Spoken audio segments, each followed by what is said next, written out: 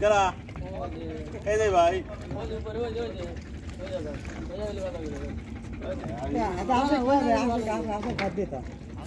হাঁস খায় বস্তা কয় টাকা করে প্রতি বস্তা? বস্তা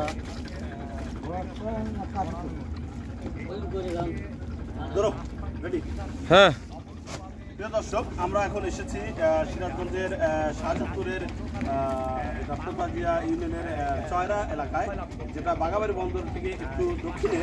আপনারা দেখতে পাচ্ছেন যে একটি নৌকা, এই নৌকা ভর্তি যে বস্তাগুলো দেখতে পাচ্ছেন সেগুলো কিন্তু এই শামুক দেখতে পাচ্ছেন, এই শামুক দিয়ে এই বস্তাগুলো ভর্তি করা হয়েছে।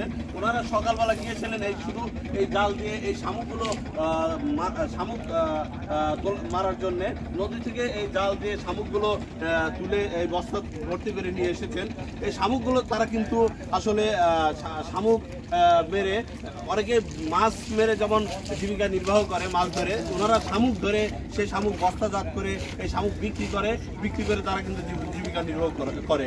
আমরা কথা বলবো এক ভাইয়ের সঙ্গে, যিনি এই সকালবেলা গিয়েছিলেন, এখন এই দুপুরবেলা উনি এই নৌকা নিয়ে ফিরে এসেছেন। আপনারা কয়জন গিয়েছিলেন এই শামুক মারতে? 4 জন গিয়েছিলেন। এই শামুক আপনারা কোন নদী থেকে মেরেছেন? চয়রা নদী থেকে।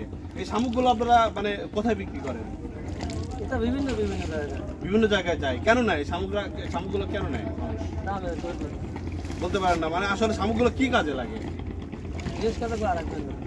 আপনি এমনি কিছুই জানেন না? হাঁস খায় নাকি মুরগি তৈরি হয়? এটা আপনারা কার কাছে বিক্রি করেন? আচ্ছা, উনি আপনাদের কাছে কিছু ক্রয় করে নিয়ে যায়।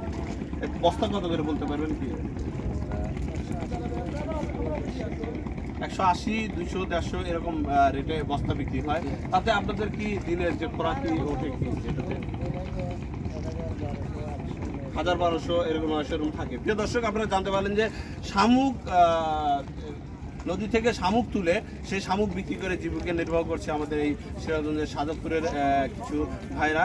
আসলে এই শামুক কিন্তু যদি মাছ নাও পাওয়া যায়, শামুক তুলে সেই শামুক বিক্রি করেও কিন্তু জীবিকা নির্বাহ করছে। তো এই শামুক দ্বারা হাঁস সহ বিভিন্ন ফিড তৈরি হচ্ছে, যেটা বিভিন্ন পশুর খাদ্য হিসেবে ব্যবহৃত হচ্ছে।